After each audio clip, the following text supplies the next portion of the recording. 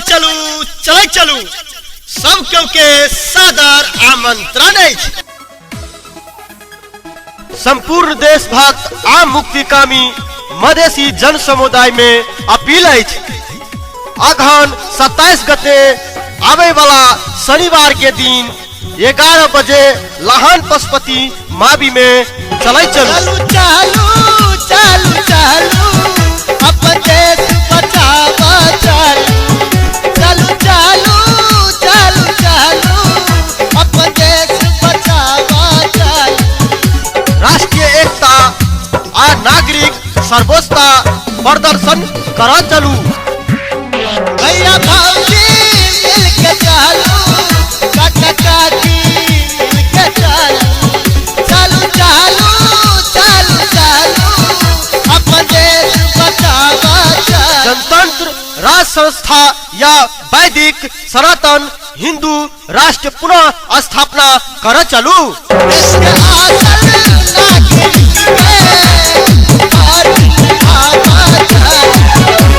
भ्रष्ट लूटतंत्र देश बेचवा व्यवस्था के श्रद्धांजलि सभा में सक्रिय सहभागिता जनाबी।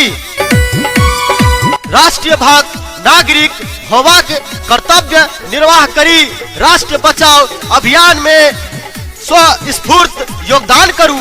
2072 साल के संविधान खरीद कर चलू भैया भौजी। आपके विकास नागरिक सरकार या देश विकास के लिए नागरिक आयोग गठन करू। सब टैक्स देश के स्थापना कर चलू सब कोई मिलके चलू।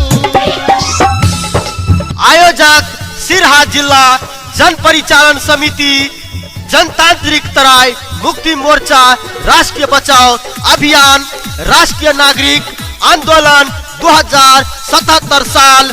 मुख्य वक्ता सब प्रमुख अतिथि महान जनतांत्रिक क्रांतिकारी मुख्य वक्ता सब प्रमुख अतिथि महान जनतंत्रवादी क्रांतिकारी समाज सेवी युवा नेता डॉक्टर मनोज कुमार झा, डॉक्टर मनोज कुमार मुक्ति विवेक, राष्ट्रीय अध्यक्ष जनतांत्रिक तराई मुक्ति मोर्चा एवं राष्ट्रीय बचाओ अभियान तथा राष्ट्रीय नागरिक आंदोलन समिति के डॉक्टर सुरेंद्र भंडारी, वरिष्ठ केंद्रीय नेतृत्व, विशेष अतिथि वरिष्ठ अधिवक्ता बालकृष्ण नेपाने, राष्ट्रीय संयोजक नेपाल का लागी नेपाली अभियान एवं राष्ट्रीय नागरिक आंदोलन समिति, विशेष अतिथि वरिष्ठ अधिवक्ता वरिष्ठ अभियानी तथा केंद्रीय